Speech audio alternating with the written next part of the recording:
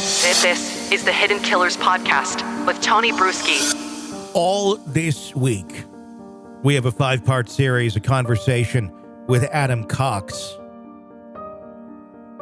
and Rex Connor. Adam is the brother to Lori Vallow Daybell. Rex is Lori Vallow Daybell's uncle. And they certainly have stories to share about their life and times with Lori Vallow Daybell leading up to the murders of her children and her ex-husband and the many other suspicious deaths that have surrounded her life. And there was your other sister as well, Stacy, who had passed away back in 1998. What was that relationship like while she was around? Oh, Stacy was the best. Oh my gosh, I miss her so much. Straight A student, did everything right. Almost like in my mind, if I was to describe somebody perfect, it would be her. Mm-hmm. We had a great relationship, and just a genuine, really good person. And yeah, I miss her a lot. What was Lori's relationship like with her? Really good too. Yeah. Well, Lori ended up living with her in Texas together for a little bit, and Lori looked up to her a lot, I think. What was going on at the time of her death? What were they living together at that time, or had they kind of gone and under their own paths of life at that point? Or I think so. Stacy was living with my mom and dad. I think Lori was living in Austin, mm-hmm. and she was like cutting hair or whatever. So, but I think they still had a really good relationship. Yeah. This is something, obviously, it's a weird one, but a tough one, but I think there's been speculation about it, and I'd rather just have you lay out your thoughts. I'm sure you know what I'm going to ask. Is there anything, looking back on what you know now about Lori, is there any suspicions or anything like that about the death of your sister, Stacy, connected with Lori, or was this just something, sadly, a lot of death that surrounded you guys? Yeah, that was a tragedy. Stacy she was sick. Like, she has type 1 diabetes. Okay. And she got a disease where the food that she was eating didn't digest. Mm-hmm. So when you're diabetic and you have to have blood sugar and stuff, she had issues, and she got down to like 70 pounds. Okay. I know that she took too much insulin maybe, and then ended up getting into a diabetic coma. So okay. I wasn't there when she died, mm-hmm. so I can't answer that. The only thing I do know is that I know that she was really, really sick. And I feel like the last time I saw her, she was on her last legs, as far as the doctors in Loma Linda University were saying there's really nothing they can do. Yeah. And so that was it was like a real struggle for me to watch her suffer like that. I would imagine. So, Rex, I mean, what's your thoughts on all of that?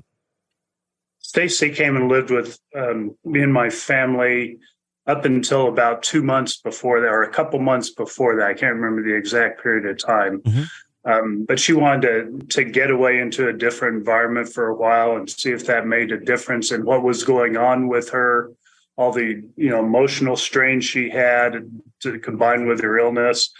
Would make jokes with her about, she'd offer to pay for something, do something extra because you're staying there. I said, why? You're no expense here. You eat absolutely zero food. And so there's no real burden here. And we all loved Stacy. We were all close. So it was a tragedy, but I'll say Stacy was in conversation, looking forward to dying. I think she realized her days were numbered just with all the health things going on. And she even made the statement, I feel like I can help Melanie more from the other side of the veil. She and I and others in the family believe in a life after this life. Said, yeah. I think I'll be able to help her more because I can't help her now. And that was part of what was weighing on her, et cetera. So a death is tragic. Yeah. And losing someone, early in life is tragic, but I don't think she would have looked on her death as a tragedy. I think her personally, I think from the conversations I had with her just a few months before her death, she was looking forward to that. So circumstances around her death, like Adam, I was not there. I've heard things, I've learned things recently about circumstances around that, but I don't know anything about them, not having been there and not having heard about those circumstances before. Sure. Obviously, when something like this happens, it's a trauma to everybody. How do you think the trauma of losing a sister, in such a hard way, where you watch them, slowly go? It's not a quick, oh my gosh, you literally watch them die, and you slowly wrap your mind around that. How did that sort of trauma affect Lori, do you think, around that time? I don't know. I know how it affected me. Yeah. I was devastated, but I'm sure Lori was devastated as well. My mom devastated as well. So those are the three people that I know, and Summer also were devastated. I don't know about Alex, but I'm sure that he had his feelings too. But I'm sure just devastation.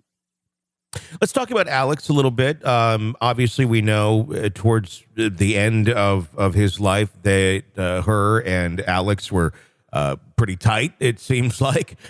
Were they always like that growing up as well? No. Oh, I guess that's surprising to hear. How did that change? How did the dynamic of not being tight to seemingly very tight evolve? I think there was a shift when Lori was saying that her husband at the time, Joe, molested her kids, Colby and Tylee, and she was looking for revenge on Joe. And Alex was willing to listen to what she had to say about getting revenge on Joe and wanted to step up and help her. I don't know why that shift happened, but once Alex said, "Oh yeah, I'll do whatever you want me to do," or whatever that was, then I feel like, because the rest of us, when she was like, "Well, somebody's got to do something," and we're like, "Well, the police can handle it, Lori." And Alex is like, "Oh, what do you want me to do? I'll do it." Like, I don't know where that came from or why that dedication to Lori happened from him. But as soon as that did happen, I feel like Lori felt like she had somebody that, she could call on. Interesting that suddenly came up, because I think a lot of people assume that, they must have always been tight and all that. But no. And it's understandable if someone is believing and making accusations that someone, a father, is molesting their children, and if you're the brother, I get it. You want to stand up, and you probably want to beat the hell out of the person or kill the person that is doing something like that to your own children. But let's talk about Joe a little bit, the allegations of sexual abuse. I know that some of it came up in a therapy session with Tylee. I know, from what I understand how that worked, Lori kind of stepped in pretty quick. And when you look at it, from a 1,000-foot overview, it looks a little suspicious. Almost coaching is the way I would look at it, but I don't know. I'm just speaking from what we know about Lori. What's your take on these accusations? From what I understand, Colby still stands behind them, from what I saw in the Netflix documentary. But what are your guys' feelings about these accusations that were against Joe? Is this something that you believe was happening, or is this something where Lori was manipulating, maybe, brainwashing, for lack of a better term, her kids? I think at the time when all this was going down, Lori was very convincing to everybody that this was happening. And so I took that as, yes, that's what happened to them. And she was devastated, and her whole story. But now that all this has come out, as far as Lori's change, I'm wondering if any of that was true. Yeah. Like, I don't know now if any of that was true, but, and I don't think I'll ever know. Yeah. That's the problem. And Rex, you have a take on that too, I think. I do. I was gaslighted like everyone else. I jumped on board with Lori, even though I really liked Joe and stayed with him a few times, got to know him a little, really liked him. But I jumped on board when Lori came out with, "Hey, Joe was abusing the children. That's why we're separating," et cetera. I was go Lori. do what you need to do, legally and otherwise. I don't think I questioned it until Tylee started. When she had visits, she would go.